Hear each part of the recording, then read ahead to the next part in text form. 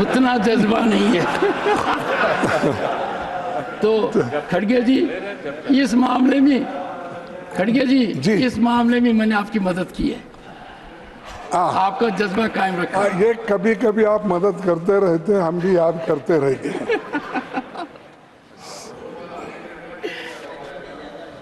Sir, राष्ट्रपति जी के अभिभाषण पर धन्यवाद प्रस्ताव पर चर्चा का मौका देने के लिए आपकी उदारता के लिए मैं आपका आभारी हूं।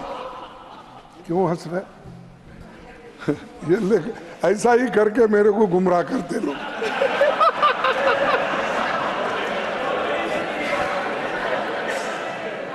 नहीं, चेयरमैन साहब भी वैसा ही करते करके। राष्ट्रपति जी इसको डिलीट कर देंगे कि मैं भी ऐसा करता हूं। This is deleted. राष्ट्रपति जी संसद का सबसे अहम हिस्सा है, हम उनका बहुत सम्मान करते हैं।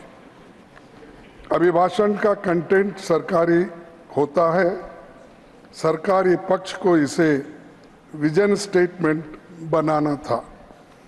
चुनौतियों से कैसे निपटेंगे ये बताना जरूरी था, लेकिन उसमें ऐसी कोई कंटेंट नहीं है। इस साल राष्ट्रपति जी का पहला अभिभाषण 31 जनवरी को हुआ था और 27 जून को दूसरा अभिभाषण 18वीं लोकसभा के गठन के बाद हुआ। पहला अभिभाषण चुनावी था और दूसरा उसी की कॉपी जैसा है वैसा ही, न दिशा है न कोई विजन है। हमें भरोसा था कि राष्ट्रपति जी संविधान और लोकतंत्र की चुनौतियों पर कुछ बातें जरूर रखेंगे, सबसे कमजोर तबकों के लिए कुछ ठोस संदेश देंगे।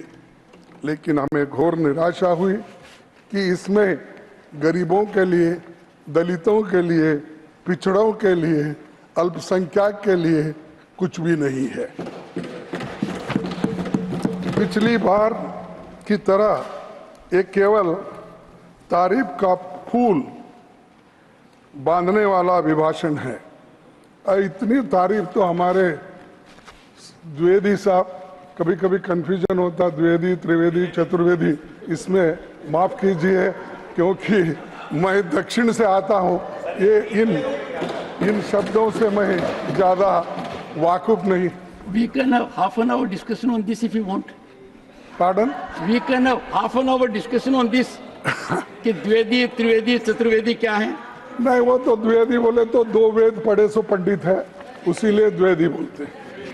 हाँ, त्रिवेदी 3 वेद पढ़े, अब एक चतुर्वेदी बचा, 4था वेद पढ़े सो जो आएंगे